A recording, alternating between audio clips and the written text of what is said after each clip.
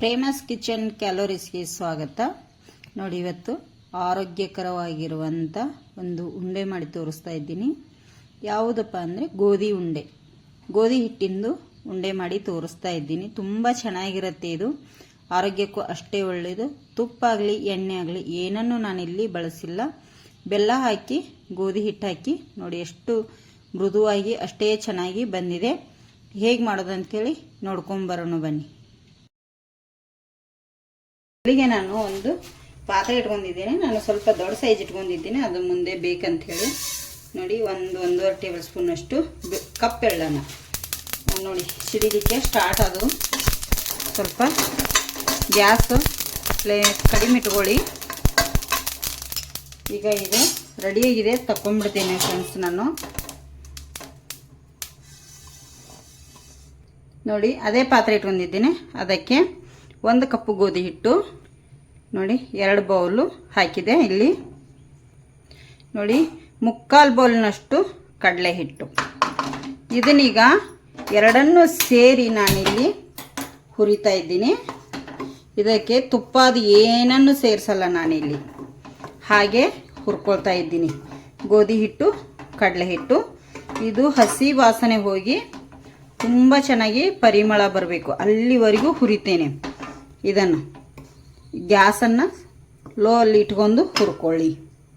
ತುಂಬ ಟೇಸ್ಟಿಯಾಗಿರುವಂಥ ಉಂಡೆ ಅಂತ ಹೇಳ್ಬೋದು. ನಾಗರ ಪಂಚಮಿಗೆ ಈ ಥರ ನೀವು ಮಾಡಿ, ತುಂಬಾ ಆರೋಗ್ಯಕರವಾಗಿರುವಂಥ ಉಂಡೆ ಇದು.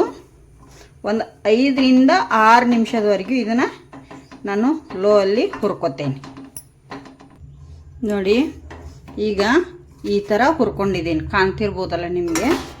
ಇದು 4 ರಿಂದ 5 ನಿಮಿಷ. ಸ್ಮೆಲ್ ಈಗ ಉಂಡೆ ಕಟ್ಟು ಸ್ಮೆಲ್ ಬರ್ತಾಯಿದೆ ತುಂಬ ಚೆನ್ನಾಗಿ. ಈಗ ಇದನ್ನು ನಾನು ಒಂದು ಆರಲಿಕ್ಕೆ ಬಿಡ್ತೇನೆ. ಒಂದು 5 ರಿಂದ 10 ನಿಮಿಷ ಫುಲ್ ಆರಬೇಕಿದು.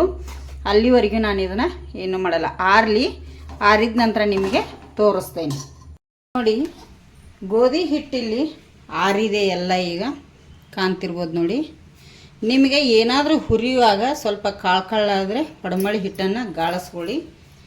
ಇಲ್ಲಾಂದರೆ ಅಷ್ಟು ಇದು ಆಗಲ್ಲ ಅದು ಉಂಡೆ ಕಟ್ಟಲಿಕ್ಕೆ. ನಾನಿಲ್ಲಿ ಏನು ಮಾಡಿದ್ದೀನಿ, ರುಚಿಗೆ ತಕ್ಕಷ್ಟು ಬೆಲ್ಲ ತೊಗೊಂಡಿದ್ದೀನಿ. ಬೆಲ್ಲನ ಕೊಬ್ಬರಿ ಹರಿಸೋ ಮಣಿ ಬರುತ್ತಲ್ಲ, ಅದ್ರ ಮೇಲೆ ನಾನು ತುರಿದಿಟ್ಕೊಂಡಿದ್ದೀನಿ. ಯಾಕಂದರೆ ಕಣ್ಣಿ ಆಗೋದಿಲ್ಲ.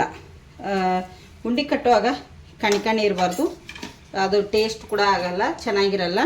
ಇಲ್ಲಿ ನೋಡಿ, ಈಗ ಇದಕ್ಕೆ ಎಷ್ಟು ಬೇಕೋ ಅಷ್ಟು ಬೆಲ್ಲನ ಹಾಕಿದ್ದೀನಿ ನಾನು ಇಲ್ಲಿ 2 ಬೌಲ್ ಗೋಧಿ ಹಿಟ್ಟು, 3/4 ಬೌಲು ಕಡಲೆ ಹಿಟ್ಟನ್ನು ಹಾಕಿದ್ದೀನಿ. ಈಗ ನಾವು ಈ ಥರ ಈಸಿಯಾಗಿ ಉಂಡೆ ಕಟ್ಟಲಿಕ್ಕಂತೂ ಬರಲ್ಲ. ಈ ಥರ ಏರಿಸ್ಕೊಂಡು ಇದನ್ನ ಚೆನ್ನಾಗಿ ಹಿಟ್ಟು ಎಷ್ಟು ಮಿದು ಹುಟ್ಟುತ್ತೆ ನೋಡಿ, ಅಷ್ಟು ನಾವು ಕೈಯಿಂದ ಸ್ವಲ್ಪ ಗಟ್ಟಿಯಾಗಿ ತಿಕ್ಕಬೇಕಾಗತ್ತೆ. ಇದನ್ನು ನಾವು ನೋಡಿ, ಇಲ್ಲಿ ಏನು ನಾವು ಬೆಲ್ಲ ಈಗ ಮಿಕ್ಸ್ ಮಾಡಿದ್ದೆಲ್ಲ ಫ್ರೆಂಡ್ಸ್, ಈ ಥರ ನಾವು ಹಿಟ್ಟು ಬೆಲ್ಲ ಹಾಕಿದ ಮೇಲೆ ಈ ಥರ ತಿಕ್ಕಬೇಕು. ನೋಡಿ, ಈ ಥರ ಇಟ್ಟು ಹಿಂಗೆ ತಿಕ್ಕಿದ್ರೇ ಉಂಡೆ ತುಂಬ ಚೆನ್ನಾಗಿ ಮೆತ್ತಗಾಗಿ ಬರ್ತಾವೆ. ನಾವು ಇದಕ್ಕೆ ತುಪ್ಪ ಅದು ಏನು ಹಾಕ್ತಾಯಿಲ್ಲ. ತುಪ್ಪ ಬೇಕು ಅನಿಸಿದರೆ ನೀವು ಹಾಕ್ಕೊಳ್ಳಿ. ನಾನು ತುಪ್ಪ ಎಣ್ಣೆ ಎಲ್ಲ ಸ್ಕಿಪ್ ಮಾಡಿದ್ದೇನೆ. ಈ ಉಂಡೆಗೆ ಬೆಲ್ಲ ಹಾಕಿ ಆರೋಗ್ಯಕರವಾಗಿರುವಂಥ ಉಂಡೆನ ಇಲ್ಲಿ ಕಟ್ತಾಯಿದ್ದೀನಿ. ಈ ಥರ ನಾವು ತಿಕ್ಕೋದ್ರಿಂದ ಏನಾಗುತ್ತೆ, ಬೆಲ್ಲ ಹಾಕಿರೋದ್ರಿಂದ ತುಂಬ ಚೆನ್ನಾಗಿ ಉಂಡೆ ತುಂಬಾ ಮೆತ್ತಗಾಗಿ ಬರ್ತಾವೆ. ಒಂದು 10 ರಿಂದ 15 ನಿಮಿಷ ಈ ಥರ ನಾವು ಎಲ್ಲ ಹಿಟ್ಟನ್ನು ತೊಗೊಂಡು ತಿಕ್ಕಬೇಕು. ಈ ಥರ ನಾನು ಇದನ್ನೀಗ ತಿಕ್ಕೋತೇನೆ. ಎಷ್ಟು ನಿಮಿಷಕ್ಕೆ ಇದೆಯೋ ಅಷ್ಟು ಭಾರ ಹಾಕಿ ತಿಕ್ಕೊಳ್ಳಿ, ಚೆನ್ನಾಗಿರುತ್ತೆ. ನೋಡಿ, ಇಲ್ಲಿ ಹಿಟ್ಟು ಯಾವ ಥರ ಮಿದುವಾಗಿ ಹುಟ್ಟಿದೆ ಫ್ರೆಂಡ್ಸ್. ನಾನು 15 ರಿಂದ 20 ನಿಮಿಷ ಈ ಥರ ತಿಕ್ಕಿದ್ದೇನೆ. ನೋಡಿ, ಉಂಡೆ ತಾನಾಗೆ ಬರ್ತಾಯಿದೆ. ಈಗ ಇದಕ್ಕೆ ಏನು ಹಾಕ್ತೀನಪ್ಪ ಅಂದರೆ, ಒಂದು ಅರ್ಧ ಟೇಬಲ್ ಸ್ಪೂನಷ್ಟು ಏಲಕ್ಕಿ ಪೌಡರನ್ನು ಮಿಕ್ಸ್ ಮಾಡ್ತಾಯಿದ್ದೀನಿ ಇದಕ್ಕೆ.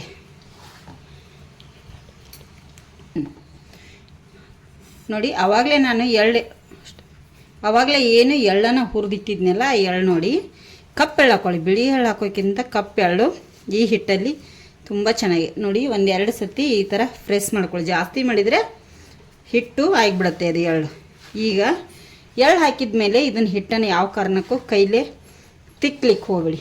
ಈ ಥರ ಒಂದು ಸತಿನ ಮಿಕ್ಸ್ ಮಾಡ್ಕೊಳ್ಳಿ. ಇದ್ರದ್ದು ತುಂಬಾ ಒಳ್ಳೆಯದು. ಹಳೆಯ ಕಾಲದ ಉಂಡೆ ರೆಸಿಪಿ. ಅವಾಗ ನಮ್ಮ ಅಜ್ಜಿಯಂದ್ರೆಲ್ಲ ಮಾಡ್ತಿದ್ರಂತೆ ಈ ಥರ. ನೋಡಿ ಈಗ ಮಿಕ್ಸ್ ಆಗಿದೆ. ಇದನ್ನು ನಮಗೆ ಎಷ್ಟು ಬೇಕು ನೋಡ್ಕೊಂಡು ಅಷ್ಟನ್ನು ನಾನಿಲ್ಲಿ ಉಂಡೆನ ಕಟ್ತೇನೆ. ನೋಡಿ ನಮಗೆ ಯಾವ ಸೈಜಲ್ಲಿ ಬೇಕು ನೋಡ್ಕೊಂಡು ನೋಡಿ ಹಗುರವಾಗಿರುವಂಥ ಉಂಡೆ. ನಾವು ಎಷ್ಟು ತಿಕ್ಕುದ್ರಲ್ಲಿದೆ ನಮಗೆ ನೋಡಿ. ಈ ಥರ ನನಗೆ ಉಂಡೆ ಒಂದು ಕರೆಕ್ಟಾಗಿ ಕಟ್ಟೋದಿಕ್ಕೆ ಬರಲ್ಲ ಫ್ರೆಂಡ್ಸ, ಯಾರು ಏನು ತಿಳ್ಕೊಬೇಡಿ. ನೋಡಿ ನೀವು ಎಷ್ಟು ಭಾರ ಹಾಕುವಂಥ ಅವಶ್ಯಕತೆನೇ ಇಲ್ಲ. ನಾವು ತಿಕ್ಕಿದ್ರೆ ಈ ಸೈಜಲ್ಲಿ ಉಂಡೆ. ಇದಕ್ಕೆ ನೀವು ದ್ರಾಕ್ಷಿ ಆಗಲಿ ಗೋಡಂಬಿ ಏನೂ ಯೂಸ್ ಮಾಡಬೇಡಿ. ಹಾಗೆ ಮಾಡಿ ಈ ಥರ ಉಂಡೆಗಳನ್ನು ನಾನಿಲ್ಲಿ ಇದೇ ಥರ ಉಂಡೆನ ರೆಡಿ ಮಾಡಿ ಇಟ್ಕೋತೇನೆ. ನೋಡಿ ಈ ಥರ ಉಂಡೆನ ಎಲ್ಲ ರೆಡಿ ಮಾಡಿ ನಿಮಗೆ ತೋರಿಸ್ತೇನೆ ನಾನು. ನೋಡಿ ನಾ ಇಲ್ಲಿ ಗೋಧಿ ಹಿಟ್ಟಿನ ಲಾಡು ಎಷ್ಟು ಚೆನ್ನಾಗಿ ಸೂಪರಾಗಿದೆ ಅಲ್ಲ. ನೋಡಿ ಯಾವ ಥರ ಆಗಿದೆ. ತುಂಬ ಅಂದರೆ ತುಂಬ ಚೆನ್ನಾಗಿದೆ. ನೋಡಿ ಎಷ್ಟು ಗಟ್ಟಿಯಾಗಿ ಬರುತ್ತೆ. ನೋಡಿ ನಾವು ತಿಕ್ಕಿ ಕಟ್ಟಿರೋದ್ರಿಂದ ಉಂಡೆ ಸಹ ಭಾರ ಇಲ್ಲ, ಹಗುರವಾಗಿ ಅಷ್ಟು ಚೆನ್ನಾಗಿ ಟೇಸ್ಟ್ ಮಾತ್ರ ಸೂಪರಾಗಿರುತ್ತೆ ಫ್ರೆಂಡ್ಸ. ನೀವು ಮನೇಲಿ ಟ್ರೈ ಮಾಡಿ ಹೇಗೆ ಬಂದಿದೆ ಅಂಥೇಳಿ ಕಮೆಂಟ್ ಮಾಡಿ. ಹೊಸಬ್ರು ನಮ್ಮ ಚಾನಲ್ ನೋಡ್ತಾಯಿದ್ರೆ ಪ್ಲೀಸ್ ಸಬ್ಸ್ಕ್ರೈಬ್ ಮಾಡ್ಕೊಂಡು ನೋಡಿ.